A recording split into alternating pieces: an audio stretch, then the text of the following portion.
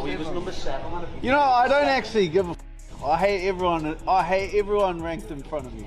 So here's where two UFC lightweights went from friendly backstage conversations to one of the nastiest feuds this sport has ever witnessed. Personal attacks flew back and forth, boundaries disappeared completely, and someone's deceased friend got pulled into the mess. The breaking point is coming up next. When fighters step over the line, mixed martial arts has always embraced a certain amount of verbal warfare as part of its promotional game. Competitors regularly threaten violence, challenge each other's heart, and play mind games meant to build hype and mess with their opponent's head before they even enter the cage. Look at countless examples: Conor McGregor's legendary psychological dominance over his rivals, Chael Sonnen's wrestling-style rants, the endless press conference explosions that have become just as important as the actual fights. But even in this world of accepted hostility, certain boundaries exist, unspoken rules that divide entertaining trash talk from deeply personal attacks that can damage someone in ways no punch ever could. January 9th, 2026 rolled around at 8:12 a.m. GMT, and Dan Hooker decided he was going to respond to Pimblett's inflammatory remarks.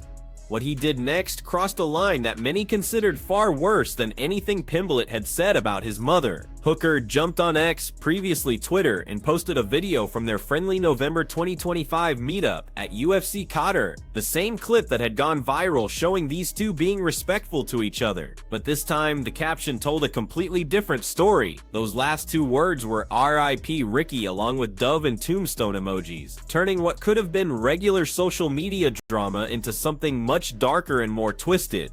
Hooker was making a direct reference to Ricky, Pimblett's close friend who had taken his own life on July 21st, 2022, just hours before Pimblett's weigh-in against Jordan Levitt. This was the same friend whose death Pimblett had talked about in that emotional post-fight interview, the same tragedy that sparked Pimblett's passionate work advocating for men's mental health. You can't measure the psychological damage of bringing up something like that. Suicide creates a special kind of trauma that ripples through families, friends, and entire communities struggling to understand their loss. For Pimblett, who had been completely open about how devastating Ricky's death was to his life and career, seeing his friend's name thrown around in a Twitter argument had to cut deeper than any typical insult. This wasn't just questioning his fighting skills or his character. This was dragging up lost grief and all the work he'd done turning tragedy into something positive. That post from Hooker pulled in about 6,500 likes, 212 shares, 294 comments, and a massive 1.7 million views. The entire MMA world was paying attention, and people were already picking sides about who had gone too far in this rapidly spinning out of control situation. But Hooker wasn't done yet. 17 minutes later, around 8:29 a.m. GMT, he posted again with an even more direct threat. The phrase "on site," street slang for on site, means exactly what it sounds like: a promise to fight someone physically the moment you see them. No talking, no negotiating, just immediate violence.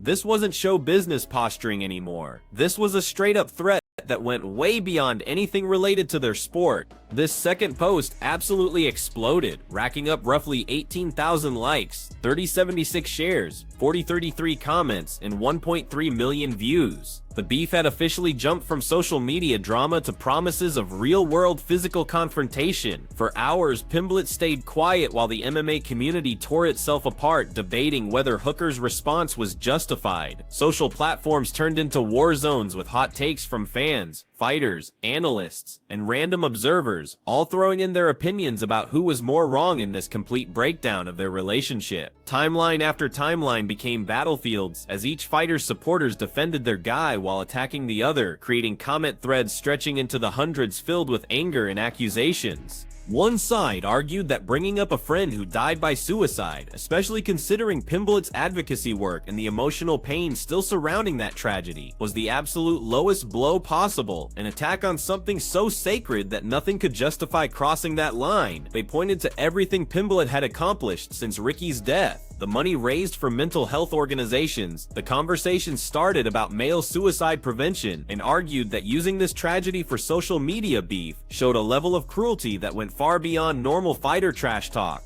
At 3:02 p.m. GMT, Pimblett finally broke his silence with a response that accepted Hooker's challenge, while calling out his tactics. In one single reply, Pimblett managed to do several things at once. He brought up Hooker's previous comments about hating fighters ranked above him, turning that casual conversation into ammunition for their current war. Pimblett held the number 5 spot in the UFC lightweight rankings at the time, while Hooker had dropped to somewhere around 8 or 9 after his submission loss to Sarukian. He tried to frame his original comment as just a hypothetical joke about grappling skills, a description many people thought seriously downplayed how offensive his remarks actually were. Most importantly, he directly called out Hooker for mentioning his dead friend, calling it the absolute lowest thing he could have done. Pimblett's response got around 3,100 likes, 73 shares, 346 comments, and 29,000 views. And with that final shot fired, the exchange seemed to end. Neither fighter posted anything else as the day went on, leaving the MMA community to try and process what they had just witnessed. The timing made everything even more complicated. Pimblett was only 15 days away from the biggest fight of his entire career, an interim UFC lightweight title bout against Justin Gaethje at UFC 324 on January 24, 2026. This fight was Pimblett's first real shot at a championship. Meanwhile, Hooker was set to face Benoit Sandini at UFC 325 on January 31, 2026. Both guys had major professional commitments coming up fast, but neither one seemed ready to back down from this personal war, the friendship that never really existed. In the ruthless theater of mixed martial arts, where athletes regularly beat each other unconscious for millions of people's entertainment, there's an unwritten code, invisible boundaries that even the most brutal competitors know should never be crossed. These limits are rarely talked about openly, but everyone involved in professional fighting instinctively understands they exist. On January 9, 2026, 2 of the UFC's most compelling lightweight fighters didn't just cross that line, they completely destroyed it, leaving nothing but burned ground and the smoking wreckage of what many thought was a real friendship built through shared competition. The story of Paddy Pimblett and Dan Hooker's explosive social media war represents one of the most dramatic and deeply personal conflicts to blow up in recent UFC history, a confrontation involving references to dead friends, mothers, and the kind of verbal brutality that makes regular trash talk look like polite dinner party conversation. To really understand how massive this situation became, we need to look at the complex web of events that led to this catastrophic breakdown in their relationship, and get to know exactly who these fighters are and what drives them to compete at combat sport's highest level. Paddy the Baddy Pimblett stands as one of today's most polarizing figures in mixed martial arts, a fighter whose entire presence seems built to create extreme reactions from people across the sporting world. Born January 3, 1995 in Liverpool, England, this charismatic Scouser has built his empire on undeniable fighting skills, infectious personality, and willingness to speak his mind no matter what consequences that honesty might bring. At just 31 years old, Pimblett has put together an impressive professional record of 23 wins against only 3 losses, with his submission skills accounting for 10 of those victories, and his evolving striking game adding 7 more knockout finishes. But maybe more impressive than these statistics is his perfect record inside the UFC's octagon, a flawless 7-0 run that launched him from regional circuit favorite to one of the most discussed fighters on earth. His path to UFC stardom started long before his 2021 promotional debut, stretching back through years of development in European mixed martial arts proving grounds. As the former Cage Warriors featherweight champion, Pimblett dominated the European scene with a combination of technical grappling and an almost supernatural ability to create excitement wherever he fought. His UFC debut against Luigi Vendramini ended spectacularly with a TKO finish that earned Performance of the Night honors and announced to the MMA world that a new star had landed on the sport's biggest stage, following victories over Jordan Levitt, Jared Gordon, Tony Ferguson, Bobby Green, and most importantly, Michael Chandler in 2025, a knockout that stands as his most impressive achievement yet, established Pimblett as a legitimate threat in the lightweight division. But Pimblett's career story goes way beyond wins and losses, knockouts and submissions. In July 2022, after his submission win over Jordan Levitt at UFC London, Pimblett revealed he had learned about his close friend Ricky's suicide just hours before the weigh-ins. In one of the most emotionally powerful post-fight interviews in UFC history, with tears running down his face and his voice cracking with pain, Pimblett used his platform to deliver a passionate message about men's mental health awareness. He said there's a stigma in this world that men can't talk about their problems, and begged anyone thinking about such a terrible decision to please reach out to someone, anyone, about what they're going through. The burden Pimblett had carried into that fight was almost impossible for observers to comprehend, people who had watched him perform with seeming confidence and focus. Here was someone who learned his best friend had died just hours before, needing to make weight for a professional fight, who somehow pushed that devastating grief aside long enough to step into the octagon and win by submission, then chose to use his victory moment to help others who might be suffering silently. The raw authenticity of his emotion was impossible to fake. This wasn't promotional theater, but genuine human pain displayed in front of millions of viewers. That moment went beyond sport completely, transforming Pimblett from just a talented fighter into a real advocate for mental health awareness, a cause he's supported consistently ever since. His work since then has included supporting charities like James's Place in his beloved Liverpool, an organization focused on providing professional help to men experiencing suicidal thoughts. He's talked repeatedly in interviews about the importance of tearing down walls that stop men from getting help, about toxic masculinity that convinces men they have to suffer alone, and about his commitment to honoring Ricky's memory by preventing others from making that same tragic choice. The vulnerability Pimblett showed in that post-fight interview earned him respect from parts of the sporting world that had previously written him off as just a loudmouthed regional fighter. On the other side of this developing war stands Dan the Hangman Hooker, a 35-year-old New Zealand veteran whose UFC journey reads like a story of human toughness, determination, and relentless will to compete at the highest level despite setbacks that would have destroyed weaker competitors. Born February 13, 1990 in Auckland, Hooker brings extensive experience to every fight, having built a professional record of 24 wins against 13 losses throughout his long career. Standing 6 feet tall with an impressive 75-inch reach that lets him control distance and pick apart opponents from outside. Hooker's kickboxing background, he won the King in the Ring middleweight championship before switching to MMA, makes him a dangerous striker who has shared the octagon with virtually every major lightweight contender of the modern era.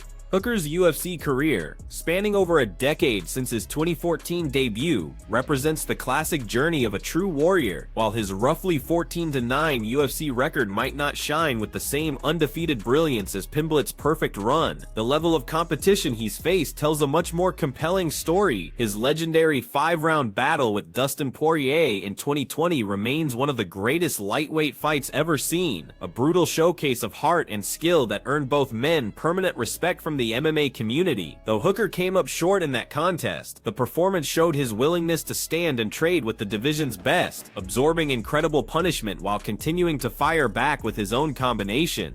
His split decision win over Paul Felder, a fight of the night classic that saw both men completely empty themselves over 5 grueling rounds, and his victory over Matas Gamrot in 2024 proved his reputation as someone who refuses to be an easy night for anybody. Training at the legendary City Kickboxing Gym in Auckland alongside Israel Adesanya and other elite fighters, Hooker has developed striking that combines technical precision with real knockout power. His long reach lets him control distance and break down opponents from the outside, while his toughness enables him to survive moments when that distance gets closed. Yet his recent submission loss to Arman Tsarukyan at UFC Qatar in November 2025 had revealed continuing problems in his grappling defense, weaknesses that would soon become the target of cruel mockery from an unexpected source. Before January 2026, the relationship between these two seemed nothing but friendly, even cordial if available evidence could be trusted. At UFC Qatar in November 2025, where Hooker was fighting Arman Tsarukyan, the two fighters ran into each other backstage during weigh-in activities. Pimblett was in Qatar cornering a teammate, and the two lightweights found themselves nearby during the pre-fight events. Video from that meeting shows them chatting pleasantly, laughing together, showing none of the hatred that would soon destroy their relationship. The body language was relaxed, the conversation seemed genuine, and anyone watching that interaction would have had zero reason to think these two men had any problems with each other. While defending Gaethje's age, the American was 37 at the time, Pimblett made a comparison to Hooker, saying with his characteristic Liverpool bluntness that people were calling Justin Gaethje old, but he was only 2 years older than Dan Hooker. Then came the comment that started the firestorm, a vulgar, crude remark suggesting Dan Hooker's grappling was so bad that he couldn't even defend his own mother in a hypothetical assault situation. The exact words were crude enough to mock Hooker's grappling defense, while dragging his mother into an extreme and offensive scenario. The clip spread across social media like wildfire, shared and reshared by accounts like ChamperDS on X, picked apart and argued about by fans and analysts everywhere. For many viewers, Pimblett's comment crossed a major line from typical fight promotion banter, involving an opponent's mother in such a scenario went over boundaries many felt should stay untouchable. The fallout and what happens now. Right after this explosive social media confrontation, the UFC and its leadership stayed noticeably quiet. Dana White, the promotion's president and usually a reliable source for commentary on fighter drama, offered no public statements about the Pimblett-Hooker feud. This silence could mean several things. Maybe the UFC saw the conflict as a personal issue between two adult competitors, or maybe they realized any official comments might just add gas to an already burning fire. Alternatively, the promotion might have been quietly happy with the attention this beef was creating for two fighters with important upcoming fights. The difference between this sudden hatred and their friendly November 2025 interaction made the feud even more shocking to people who had seen their casual backstage meeting at UFC Qatar. Hooker's decision to share that footage alongside his initial attack served as pointed commentary on what he saw as Pimblett's fake behavior. Friendly face-to-face but talking trash when speaking to media without Hooker there to respond. Media coverage of the incident was massive, with outlets like MMA Fighting, Low Kick MMA, BGPN.com, and others providing detailed breakdowns of the exchange. Most coverage highlighted the shock value of the confrontation while noting its isolated nature. This was one explosive exchange rather than an ongoing rivalry with deep historical roots. The speed with which the relationship had gone from friendly to nuclear was itself newsworthy. Reaction from the MMA community split predictably, with passionate arguments on both sides. Those supporting Pimblett pointed to the sacred nature of his friend's memory and how wrong it was to weaponize a suicide for social media points. They argued that no matter what Pimblett said about Hooker's mother, however crude or offensive, some topics should stay off limits, and that Hooker's mention of Ricky's death showed a basic lack of human decency that no provocation could justify. Hooker's supporters argued that Pimblett had started the personal attacks by involving Hooker's mother in such a crude and offensive hypothetical situation, and that he had no right to play victim after making comments designed to humiliate and embarrass. They said Pimblett's later defense of his comments as just a hypothetical joke showed he fundamentally misunderstood why his original statement was so wrong. Both fighters' career paths provide important context for why this conflict exploded with such intensity. Pimblett, at 31 with his perfect 7 UFC record, represents the lightweight division's future. His rise has been incredibly steep, from regional champion to UFC contender to interim title challenger in just a few short years. His knockout of Michael Chandler in 2025 silenced many critics and proved he was a legitimate threat to anyone in the division. Hooker represents something different, the battle-tested veteran whose best days may or may not be behind him. At 35, with a career record including both brilliant wins and crushing losses, Hooker exists in that tough middle ground between contender and gatekeeper. His recent loss to Sorokian exposed ongoing problems in his grappling defense, the exact weaknesses Pimblett chose to mock in his original interview. These different career trajectories might explain some of the intensity behind their conflict.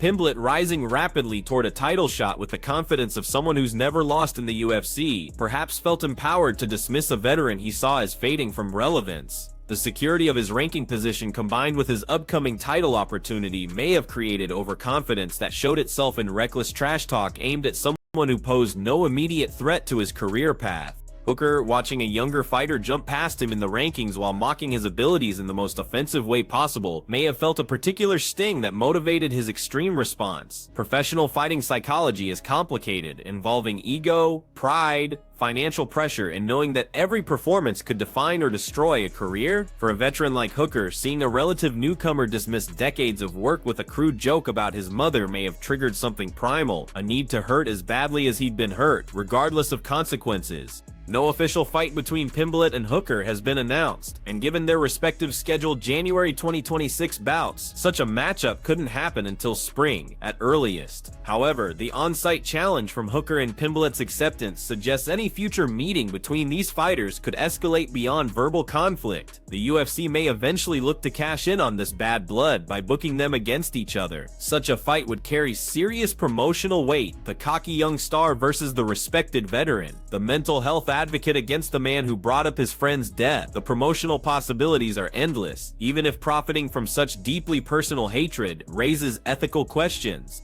From a matchmaking standpoint, a Pimblett-Hooker fight makes sense beyond the storyline elements. Both compete in the same division, hold similar ranking positions, and have styles that could create an entertaining fight. Pimblett's grappling skills versus Hooker's striking would be a classic style clash, while both men's willingness to engage in their histories of exciting fights suggest a matchup that would deliver entertainment regardless of the personal hatred driving it. The UFC has shown repeatedly that it sees genuine fighter animosity as a promotional advantage rather than a problem to solve. The most successful pay-per-views often feature fighters who truly hate each other, whose desire to cause damage goes beyond professional duty into personal revenge. A Pimblett-Hooker fight would fit perfectly into this promotional approach, offering the kind of authentic bad blood that can't be created through press conference acting alone. However, the promotion must also consider potential downsides of such a booking. The on-site threats exchanged between both fighters raise real concerns about what might happen at press conferences, weigh-ins, or other promotional events leading to a potential fight. While controlled confrontations can create buzz and sell tickets, genuinely hostile encounters can hurt the promotion's reputation and create legal problems. The line between promotional theater and real danger can be hard to spot, and the UFC would need to carefully manage any future interactions between these two fighters. For now, both fighters must focus on their immediate challenges.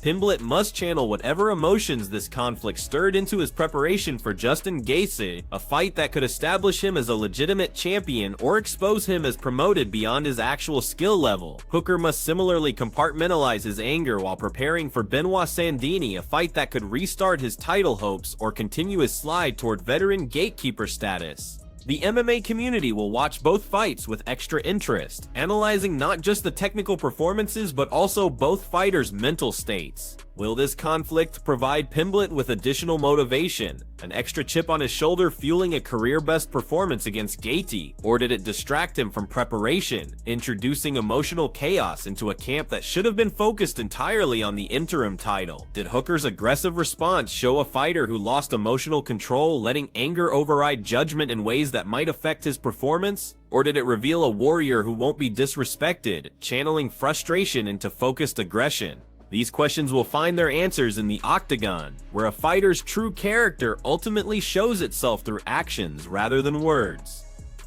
The cage has a way of stripping away pretense, exposing both strengths and weaknesses that words can hide. Both Pimblett and Hooker will face opponents capable of testing every part of their preparation, skill, and mental strength. But regardless of how their upcoming fights play out, the events of January 9th, 2026 have permanently changed the relationship between Paddy Pimblett and Dan Hooker. What was once friendly is now hostile. What was once cordial is now bitter hatred. And bringing up a dead friend's memory has guaranteed this conflict will carry wounds that may never completely heal. In the brutal world of professional fighting, where physical violence determines success, it's perhaps ironic that the deepest cuts often come from words rather than punches. Pimblett's crude hypothetical about Hooker's mother was undeniably offensive, a gratuitous insult serving no purpose beyond provocation. But Hooker's decision to respond by invoking R.I.P. Ricky, weaponizing a friend's suicide for social media clout, represented an entirely different category of wrongdoing.